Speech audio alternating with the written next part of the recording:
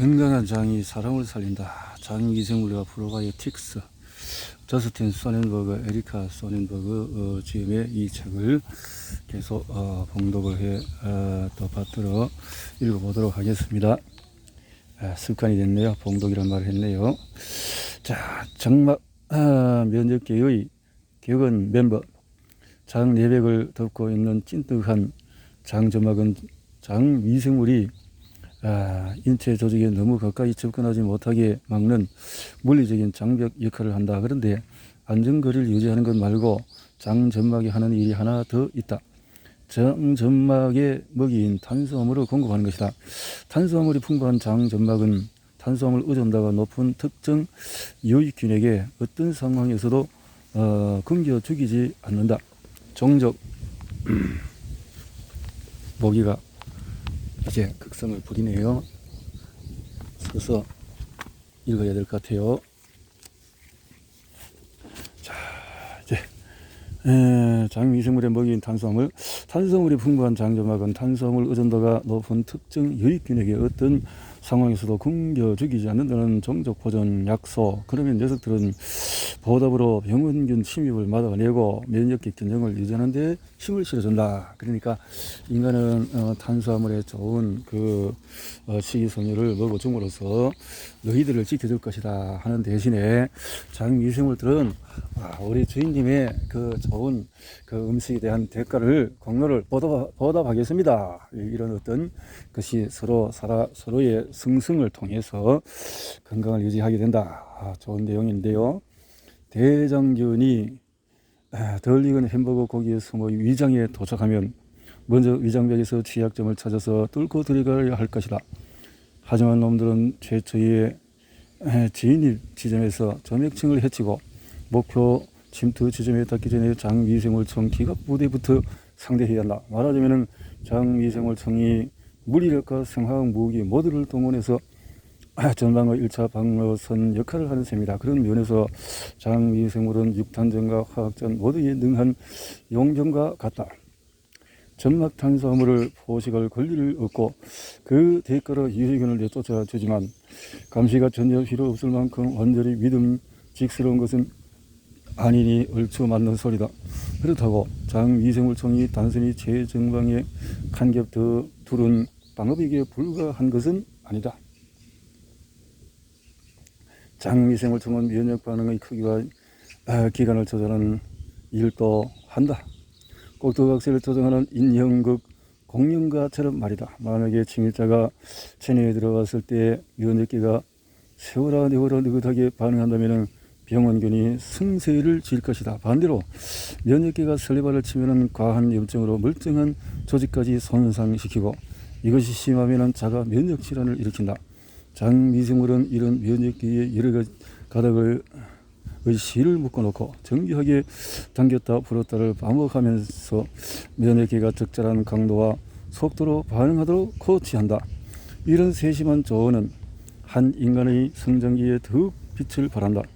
태아가 엄마 뱃속에서 나와서 영아가 되고 다시 아정아정 걷는 유아가 되어서 백절하는 장속 생태기를 어른과 엇비슷하게 갖출 때까지 몇 해 동안 면역기는 무서운 기세로 성장한다. 재미있는 점은 앞으로 면역기가 경계해야 할 대상인 미생물을 특히 생애 초기에 일단 한 번은 겪어야만 면역기가 제대로 발달한다는 것이다. 한 번은 만나야 된다. 앞서 언급했듯이 장위생물이 없는 무균지는 일반 실험용 지와 달리 장점막이 얇고 성기다. 장위생물 없이는 점막 면역기가 제대로 형성되지 않기 때문에 점막 말고도 무균지와 일반지는 점막 면역기의 생김새나 조성 기능도 현저히 다르다. 무균지의 장에는 미생물이 출현했을 때 신속하게 대처하는 데 필요한 면역세포가 거의 없다.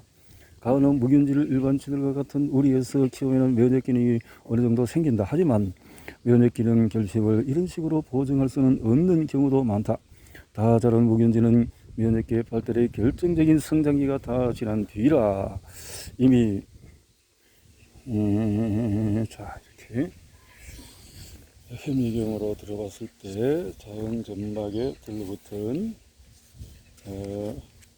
두꺼운 점막층 중심으로 좌측에 미생물이, 우측에 장세포, 장세포가 있고 미생물이 쫙 달라붙은데요. 송 군사부대같이 면역계가 미숙한 상태를 거둬버려서 미생물에 노출되어도 면역 기능이 좋아지지 않는다. 요리를 하는데 재료 하나를 빼먹었다고 가정해보자. 수프로 만드는데 소금을 넣는 것을 깜빡했다면 냄비에 이를 뿌려서 내리기 전에 소금에 가스쳐서 간을 맞출 수 있다. 그러면 처음부터 레시피로 했을 때와 똑같은 맛이 날 것이다. 하지만 다 구워진 케이크를 오븐에서 꺼내는 순간에 반죽에서 베이킹 파우더를 넣지 않았다는 사실을 깨달은 경우는 상황이 다르다.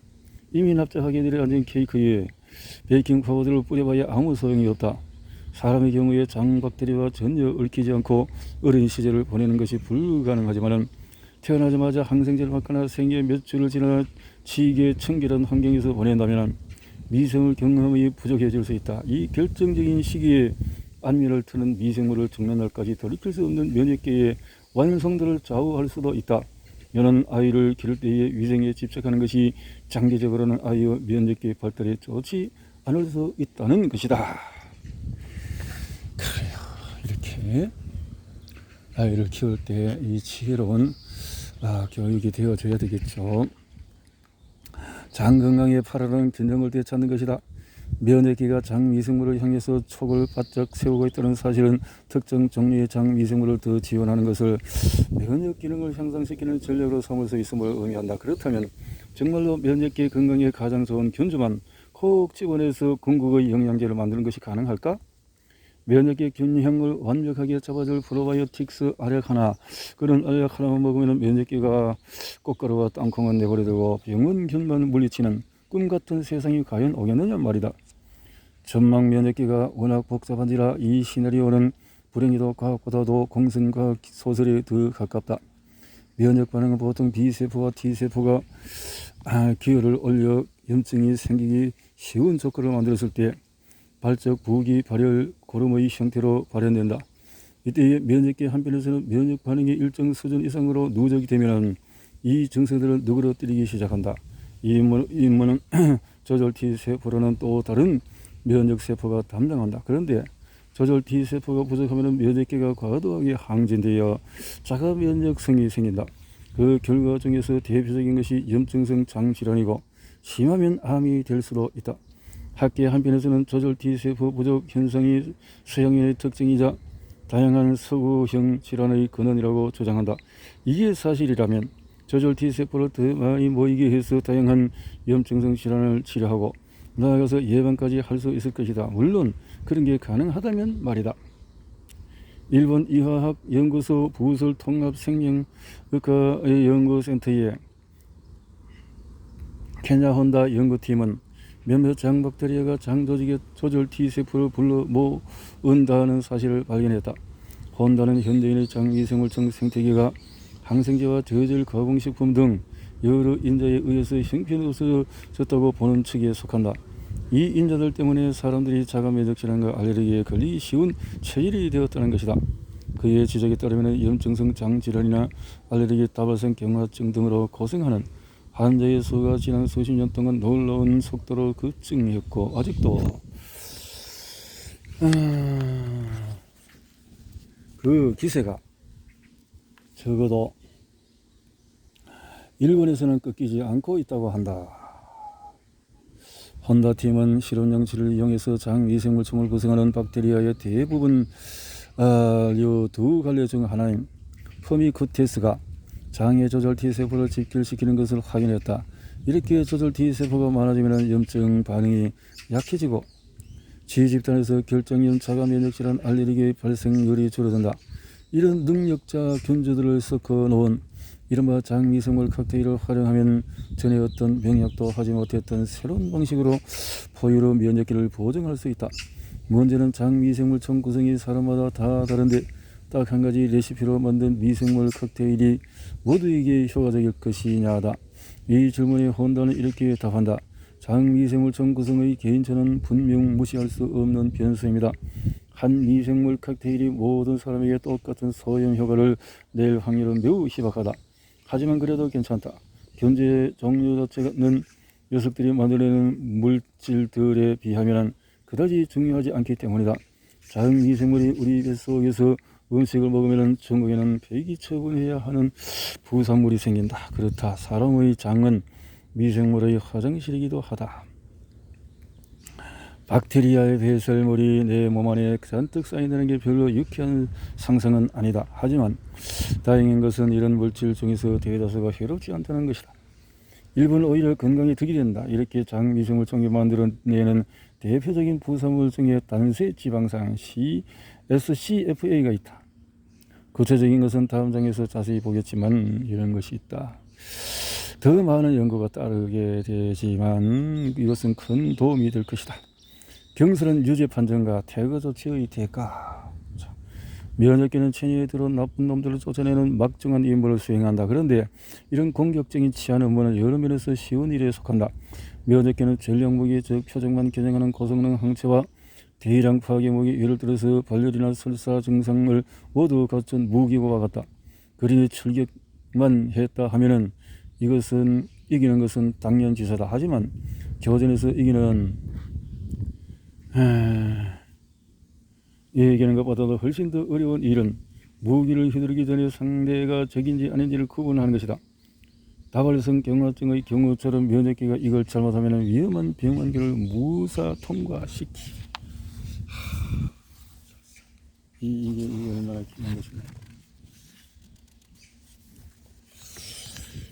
멀쩡한 자기 세포를 공격해버린다. 사실 미생물을 적과 등지 중에서 하나로 분리하는 게 서툰 것은 사람도 마찬가지다. 가장 큰 이유는 적지 않은 견디의 성격이 모호하기 때문이다. 이렇게 애매한 녀석들은 어떤 때는 사람에게 해를 끼치다가도 어떤 때는 적극적으로 돕는다. 뉴욕 대학교의 교수 마틴 블레이저는 위에 사는 미생물은 헬리코박터 파일로리 즉 H. 파일로리가 사람의 건강에 미치는 영향을 연구하고 있다. 이 박테리아는 위궤양을 일으키고 때때로 위암 발병에도 관여하는 것으로 알려져 있다. 그런 면에서 이 녀석은 확실한 불안담으로 보인다. 그렇지 않은가? 그래서 학계는 이 못된 미생물을 죽이는 항생제를 자주 쓴다. 그런데 블레이저는 이렇게 말한다. 이건 그냥 조건 반사적인 관행이에요. 의사 H. 파일로리가 발견하면 다짜고짜 없애는 겁니다. 그런데 데이터를 보면 달라요. 이 치료가 실제로 필요한 사람은 극소수에 불과합니다. H. 파일로리가 누군가에는 큰 문제를 일으키지만 다수는 자신의 뱃속에 이 박테리아가 살고 있다는 사실조차 모르고 병치료 없이 잘만 지낸다는 거죠. 그뿐만 아니라 H. 파일로리가 심지어 건강에 유익하다는 가능성을 제기하는 증거도 점점 많아지고 있다. 보통 사람들은 H. 파일로리를 부모에게서 물려받는다. 만약에 예비 부모가 항생제 치료를 받아서 H. 파일로리가 몰살되었다면 그들은 이제 미래의 자녀에게 이 기회를 넘겨주지 못한다. 그런데 실제로 서양에서 이런 경우가 비일비재하다고 한다. H. 파일로리는 수십 년 전에 나쁜 박테리아라는 낙인이 찍힌 뒤에 인간 손에서 서서히 멸종해 가고 있다. 조부모 세대보다 부모 세대에서 또 부모 세대보다 요즘 아이들에게 위에 H. 파일로리가 사는 경우가 더 적다. 표면적으로 이 현상 이 반길일처럼 보인다. H. 파일로리가 없으면 나중에 위궤양이나 위암에 걸릴 일이 없을 테니 말이다. 그러나 인류와 H. 파일로리의 공생관계가 완전히 끊기는 지점에는 거대한 시한폭탄이 기다리고 있을지도 모른다. 거대한 시한폭탄이 있을지도 모른다. 그래요. 응? 참 위험한 건데요. 블레이저나 동료들의 연구에 의하면 위에 H. 파일로리가 없는 소아는 천식과 알레르기가 생길 위험이 높다고 한다. H. 파일로리가 없으면 위궤양이나 위암에 걸리지 않으니 나중에 어른이 되어서 겪게 될 문제의 싹을 미리 뽑아버리는 게 나을 수도 있다. 하지만 H. 파일로리 때문에 위궤양과 위암이 실제 발병하는 사람은 극소수에 불과하다. 게다가 H. 파일로리를 없앤 소아 앞에는 지금 당장 시작해서 평생 괴롭힐 잔병들이 줄줄이 대기하고 있다. 사실 수만 년 동안의 인류와 함께 진화해온 이 박테리아는 인체의 면역계가 최상의 컨디션을 유지하도록 돕는다. 이런 저력자를 항생제 폭탄으로 괴멸시켜버리면 면역계는 분별력을 잃는다. 그러면 여적기가 대적해야 할 독감 바이러스는 알아보지 못하면서 애꿎은 거꾸로 해코지를 하는 것이다. H.pylori의 적절한 빙산의 일각에 불과할지 모른다. 선조들의 장애는 번성했지만 우리에게는 없는 미생물 종이 한두 가지가 아니니 현재 문명이 보조 면역기에 적지 않은 핵심 멤버들을 쫓아낸 것이 틀림이 없다. H.pylori의 퇴장은 두 가지 측면에서 시사하는 바가 크다. 첫째, 한 종류의 박테리아도 면역기에 현명한 길잡이가 될 수 있다. 그러니 어떤 미생물을 박멸 대상으로 삼기에 앞서 수천 년 동안의 인류와 관계를 맺어온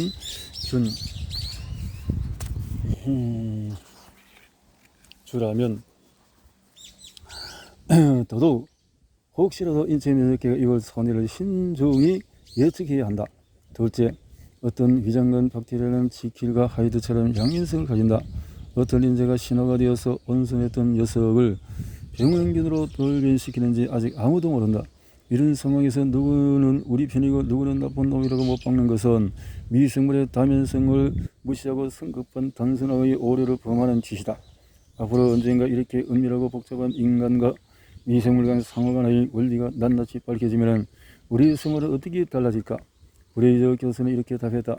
미래에는 의사가 어린 아이에게는 H.pylori를 주입하고 아이가 어린이 되면 다시 죽일 겁니다.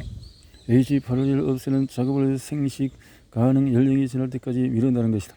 그러면 H.pylori와 녀석이 발휘하는 능력을 후대에 물려줄 수 있으니 일단 한 실험은 들리게 된다. 이게 뭐야? 어? 이렇게 인간의 무지가 참 신에 대한 도전을 하고 있네요. 면역계의 적정 온도. 요즘에는 면역계의 최적정점을 설정할 때 골디락스 원칙에 따른다. 설정 온도가 너무 높으면 면역계가 과하게 항진되면 자가 면역 질환이 발병하기 쉽다. 반대로 온도가 낮게 맞춰져서 인체가 감염군을 인식하지 못해서 병이 깊어지게 방치해버린다. 그래서 면역계의 다이를 적당히 따뜻한 온도에 고정하는 것이 좋다. 유해한 병원균을 맞서 대처하고 인체 세포나 우호적인 미생물은 내버려 두는 것이다. H.pylori는 장미생물이 면역기를 바르게 지배한다는 좋은 신뢰다. 하지만 이것은 인체 곳곳에서 다양한 면역계 지표들을 조율하고 구성하는 능력을 지닌 수많은 미생물 가운데 하나일 뿐이다. 원래 인간과 미생물이 융합한 초개체의 일부였던 미생물종 중에서 다수가 현대에 들어서 종족을 감추었다. 우리 자신을 이루는 생물학적인 조각 여럿이 사라진 것이다. 사람은 누구나 세입자 미생물에 의지해서 살아간다. 그런데 그런 박테리아 종을 항생제 따위로 박멸해서 이 농밀한 관계를 끊어내면 다양한 결핍과 질병으로 이어질 뿐이다. 어느 한 미생물이 궁극적으로 몸주인에게 유익한지 아닌지는 두 생물종이 맺고 있는 관계의 실타래를 한 가닥씩 풀어내 전부 알아야만 판가름할 수 있다. 이제 장미생물청과 면역계를 계속 연결시켜 놓는 게 중요하다는 것은 알겠다. 그렇다면 장미생물청과 면역계 모두의 건강을 도모할 좋은 방책이 있을까? 인체 면역계는 안 그래도 복잡하다. 그런데 개인마다 제각각인 장미생물청 사회의 성질을 파악하는 것도 만만찮게 난해한 까닭에 장미생물청과 불가분의 관계인 인체 면역계를 이해하는 것은 보통 어려운 일이 아니다. 그런 가운데 과학계는 장미생물청을 이용하면 면역계를 보존할 수 있다는 사실만으로도 충분히 기뻐하는 분위기다. 하지만 이 지식으로 치료제를 개발하려는 연구자들은 안전상의 이유로 신중에 신중을 기해야 한다. 보편적인 건강지침을 만들려는 과학자도 마찬가지다. 그럼에도 어떤 제안은 지금 당장 행동으로 옮겨도 장미생물청과 사람 모두에게 안전하고 이롭다는 증거가 그만하면 충분해 보인다. 물론 어떤 방법을 써먹기 전에 내 병력 성급한 제약회사의 약이다 이 말이죠. 약이 될 수 있다 이 말이죠. 자, 주의치와 상의하는 것이 좋겠지만 자녀가 알레르기나 천식으로 고통을 받지 않기를 소망하는 부모들은 이렇게 묻는다. 식사 전에 반드시 손을 깨끗이 하는 것이 옳을까요? 개를 길러야 할까요? 아이를 더 자주 흙바닥에서 놀려야 할까요? 이 중에 어느 무릎에도 정답은 없다. 판단은 각자의 몫이다. 모든 부모는 그때그때 장단점을 저울질하는 일정의 선익 분석을 통해서 결단을 내려야 한다. 같은 상황에 마주쳤을 때 우리 부부는 이렇게 했다. 우리가 가진 지식을 총동원해서 파격적인 손 씻기 규칙을 정했다. 믿을만해 보이는 정보가 우리 귀에 아름아름 들려올 뻔 확실한 연구 결과는 아직 없는데도 말이다. 우리 집에서는 아이들이 뒷마당에서 구르거나 기르는 개와 뒤엉기거나 정원 화초를 조물조물하며 놀고 들어온 뒤에 밥을 먹을 때는 손을 씻지 않아도 그냥 내버려 둔다. 대신에 쇼핑센터, 병원, 동물원 등에 갔다 왔을 때는 강제로라도 손을 씻게 만든다. 다른 사람이나 동물에게서 병원균이 묻어왔을 확률이 높다고 생각하기 때문이다. 또 감기나 독감이 유행하는 철이나 살충제와 같은 화학물질이 닿았을 것 같은 때는 손 씻기 빈도를 늘린다.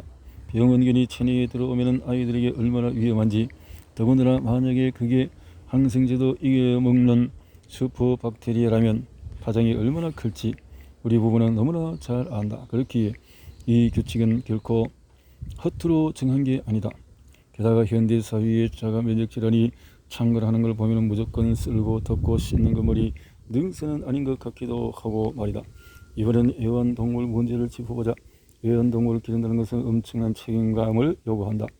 고장 미생물과 더 자주 접촉하려고 무턱대고 강아지를 집에 들이는 일은 아니라는 소리다. 힘은 덜 들이고 소기의 목적을 달성해서 다른 방법은 얼마든지 있다. 단 미생물 노출 증가를 애완동물이 가진 수많은 장점 중에서 한 50번 정도로 보는 것은 괜찮다. 50번째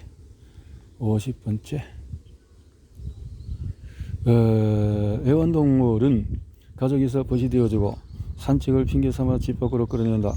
모두 주인의 건강에 도움이 되는 긍정적인 요소들이다. 개를 기르는 사람은 피부 박테리아의 조성이 자신의 개와 닮아 있지만 남의 집 개와는 완전 딴판이다.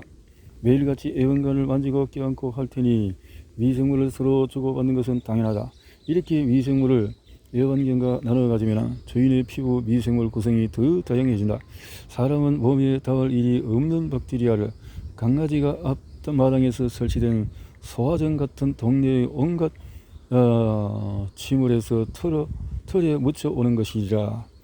개를 기르는 사람의 경우에 미생물의 다양성이 더 크다는 사실은 애완동물과 함께 성장하는 아이들은 알레르기와 천식에 덜 걸린다는 통계와 통하는 맥락이 있다. 이런 도움이 있겠군요.